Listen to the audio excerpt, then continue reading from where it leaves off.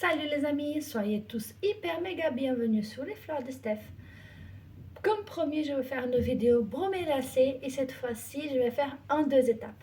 La première, je vais faire avec les bromélias les plus communes qu'on a chez nous et que c'est des plantes qu'on a relativement du mal à garder parce qu'on ne connaît pas bien et puis parfois ça ne tient pas énormément. Donc ça marche comme ça. Le bromélia, c'est une plante d'origine tropicale. Donc, dans les pays comme le mien, le Brésil, il y en a beaucoup. Dans l'Amérique centrale.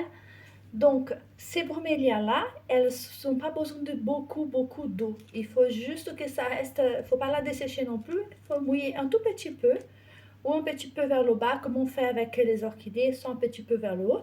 Et elles ont toujours ce sorte de cône au milieu où on laisse un petit peu d'eau. Parce que les bromélias, elles ont très peu de racines et elles boivent aussi avec les feuilles, comme le tillandsia. Donc, vous mettez toujours, vous regardez, il ne faut pas noyer la plante non plus, mais vous laissez quand même un tout petit peu d'eau au milieu. Et vous humidifiez aussi un petit peu le bas, même si le bas, c'est surtout un support pour la plante. Parce qu'en fait, le bromélia, dans les pays d'origine, il pousse surtout sous les arbres comme les orchidées. Ce ne sont pas des plantes qui vont parasiter, elles ne vont pas abîmer la plante, mais elles squattent, elles restent là, elles boivent l'eau qui coule, voilà, elles font leur petite vie. Donc elles ont besoin de beaucoup de lumière, comme les orchidées, donc on peut très facilement les cultiver ensemble. Comme l'orchidée, vous voyez, parfois on voit cette petite chose colorée, trop mignonne, trop belle, et on se dit, oh, elle est trop jolie la fleur, mais ce n'est pas une fleur.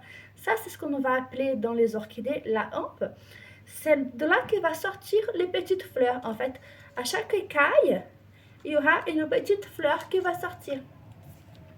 Et pour cela, c'est pareil. C'est là on se dit aussi, ah, elle est jolie la fleur, mais en fait, ce n'est pas la fleur. La fleur, elle va sortir dans les tons un peu violets, par les petits écailles comme ça.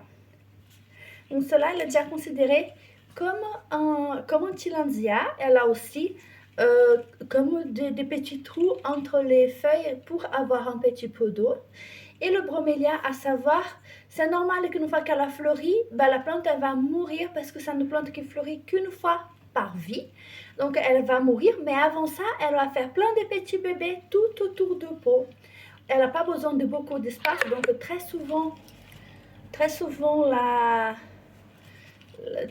plante, elle va...